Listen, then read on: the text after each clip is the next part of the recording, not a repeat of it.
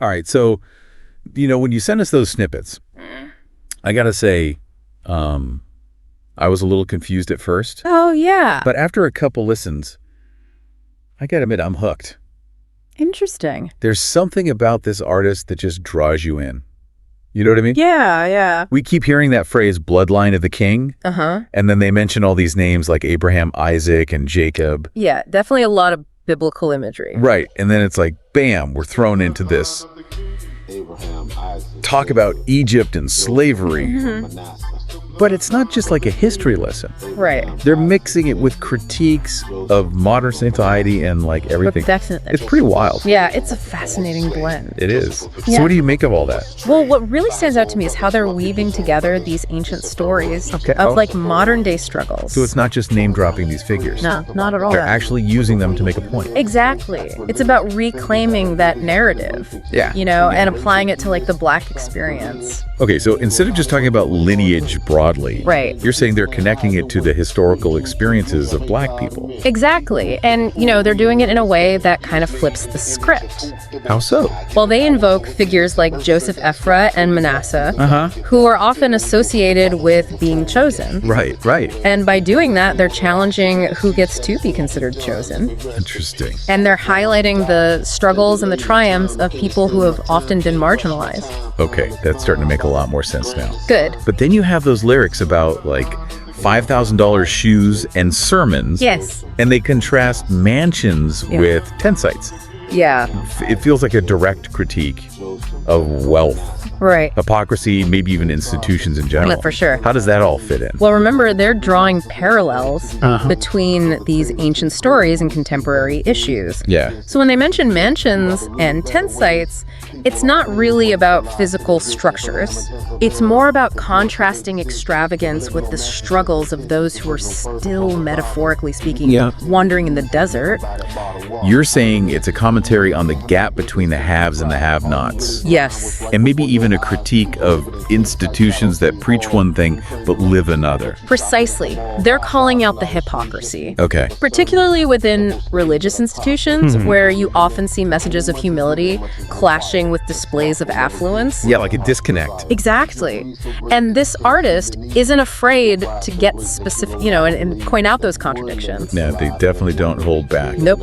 That boldness comes through in the music too. Oh, absolutely. We've got everything from this like rhythmic chanting in Bloodline to a more melodic vibe in Barbados. Right. And then bam tracks like Black History and Big Mama House hit you with this raw social commentary. Yeah, you've hit on something really crucial there. What's that? Their versatility, I think, is part of what makes them so unique. They shift between these different styles so effortlessly. Right. It keeps the listener engaged, but also, delivers their message in a way that's unexpected and powerful. Totally. Yeah.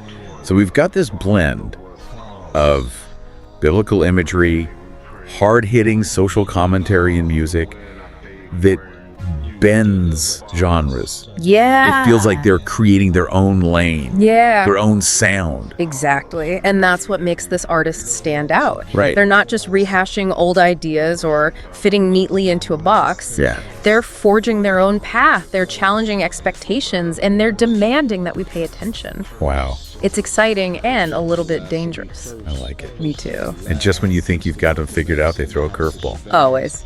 We've got a lot more to unpack with these snippets, so let's dive back in. Let's do it. Yeah, it's like we're putting together a puzzle. Yep. Each snippet gives us a little more insight. Right into who they are, what they've been through. Exactly. Speaking of personal experiences that track Big Mama House, it really got to me. Wow. It's so intense. It is. Almost cinematic. Right. The way they describe the raid, doors being kicked and flash grenades, Right. a gun pointed at someone's head.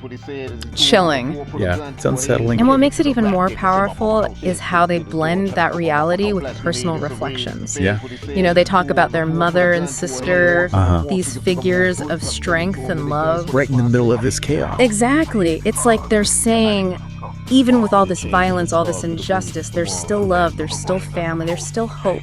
It reminds me of something you said earlier. What's that?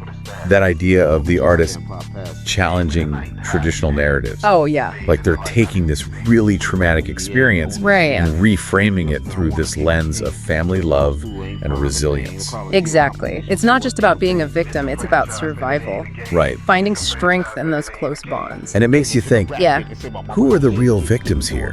Who are the perpetrators? exactly. They don't spell it out for us. Right. But they raise some serious questions about power and injustice. They do. Yeah. And then, just when you think you've got a handle on their style, they bring in those strong religious references again. Oh, yeah.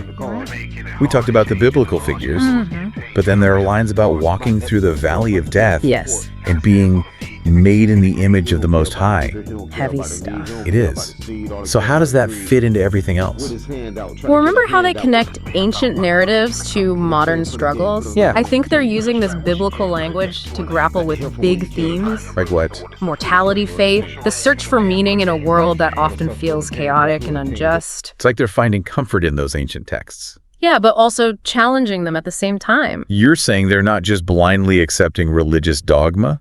No way. They're questioning it, reinterpreting it, Exactly. maybe even bending it to fit their own experiences. Precisely. Yeah. And that brings us back to that critique of institutions. Mhm. Remember that line about the $5,000 shoes in the sermon? Oh, yeah? It's a reminder that religious institutions aren't immune to hypocrisy. Okay. The artist is holding them accountable, urging them to practice what they preach. Interesting. So we've got this intense social commentary, but then there's Barbados, Yeah. which feels like a complete shift in gears. Totally. We go from this heavy introspective vibe to a beach scene with margaritas, clear water, and a very sensual energy. It is jarring. It is. What's going on there? It's brilliant. How so? They're not afraid to switch gears to explore different moods and emotions. What? It's like they're saying, hey, I'm a complex person. I can be angry about injustice, but I can also enjoy a beautiful moment on a beach. I can see that. And that complexity is reflected in the music, too. Yeah, absolutely. Barbados is smooth and melodic. Yeah. Totally different from the spoken word style of Black history. It shows real range. It does, a mastery of different sounds and genres. Right, like each song is a different brushstroke. And together, they create this portrait of the artist. I love that analogy. It speaks to what makes them so compelling. Yeah. They're always pushing boundaries, experimenting with different forms and styles. Just you never know what to expect next. Exactly. But you know it's going to be thought-provoking and impactful. There's another track that has me totally puzzled. Which one? Birth of the Sun. Oh, yeah. It's short and cryptic, It is. but the language is so evocative. What do you mean? Well, there's that line, I was the first day he was born, I want to be gone. It's heavy stuff, for sure. It is. It raises so many questions. It does. Who is this son? Right. Is it literal, metaphorical? Good question. And what do they mean by wanting to be gone? Yeah. Is it about death escape transformation?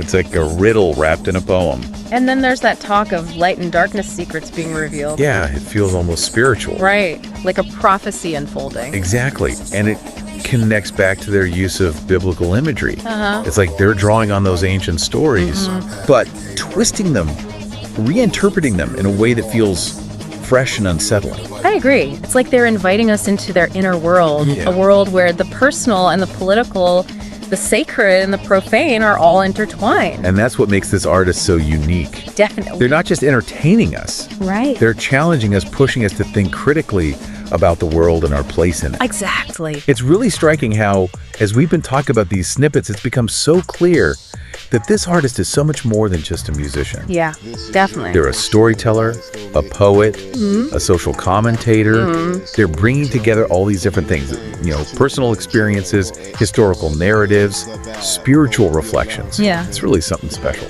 It is, and what's really striking is how they use their music to challenge us. Right. They're not giving us the easy answers or sugarcoating anything. Definitely not. They're forcing us to confront the hard stuff, Yeah. the complexities of the world, the issues of race and injustice. Right, and that search for meaning. Yeah. When everything feels kind of chaotic. Exactly, like they're holding up a mirror to society, Yeah, I see that. showing us the good, the bad, and the ugly. And they're doing it with this incredible mix of vulnerability and strength. Right. It's raw, it's honest, and Yeah. it's really moving. Yeah, and I think that's where their true artistry lies. What do you mean? It's not just about the technical skill, the clever lyrics or the catchy melodies, although they definitely have that. Yeah. It's about using all of that to connect with us on a human level, to make us feel something, to make us think. We might not know their name, True. but They've definitely left a mark on us with these snippets. Yeah, for sure. It feels like we've gotten this glimpse into their soul, their struggles, their passions. Yeah. It's been an incredible journey. It has. So as we wrap up our deep dive, I'm curious what resonated with you the most. Ooh, that's a good question. Yeah, what image, what line, what feeling has stuck with you? For me, it's that image of the bloodline of the king. Oh, interesting. It's just so evocative, Yeah. so layered with meaning. It speaks to history, legacy, Right? that idea that we're all connected, Like invisible threads. exactly like we're all part of something much bigger than ourselves. And that's powerful, especially in a world that tries to divide us. It is. I think that's a really beautiful insight. It speaks to the artist's message of unity and resilience. That idea that even when things are tough, Yeah. we can find strength in our shared humanity, our shared history. Like they're urging us to remember where we come from, Yeah. to honor those who came before us, and to fight for a better future for those who come after us. It's a message of hope, but also a call to action. Definitely. So they're asking us to look inward, Yeah. to examine our own place in the bloodline, To think about the legacy we inherit and the legacy we leave behind. It's a lot to think about. It is? You've given us a lot to chew on today. I'm- This has been one of the most interesting deep dives we've done. I agree. It's been a pleasure exploring this artist's work with you. Likewise. Yeah. And to everyone listening, don't let this be the end of your journey. Yeah, keep going, keep exploring, seek out more of their music, Right. delve deeper into their world, let their words and their music challenge and inspire you. Who knows what you might discover. Exactly. Until next time, keep diving deep and keep those headphones on. Better to be slaves, from the cradle to the grave, we will see better days. The institutions you institute are the really better ways. People are amazed while you tell lies to their vision. The Lamb and Jezebel influencing their decisions. Subliminal messages, intentions to bring them further from the Father. And you could continue to use them, make them buy that bottled water. How many mansions can you live in? How many Bentleys can you drive? Are you really blind? What's right before your eyes? People living in tents like Shadow City Hall. And you claim to love the people, but you shopping at the mall. $5,000 shoes just so you could give a sermon. Step on stage at a concert. Tell me, can you hear me? To whom much is given, much is required. The slothful never get what their heart desire. Is your greed so great that you can't see the need? Is your pride so great that you no longer believe? There's one that makes alive, and there's one that makes dead, and there's one bring alive again. And you heard what I said. Our riches won't save us nor delay our time. When we die, we can't take it with us, and that's the grand design. For toil, if you will, boast if you must, but nothing can delay death and judgment day. Abraham, Isaac, Jacob, Joseph, Ephraim, Manasseh. Abraham, Isaac, Jacob, Joseph, Ephraim, Manasseh.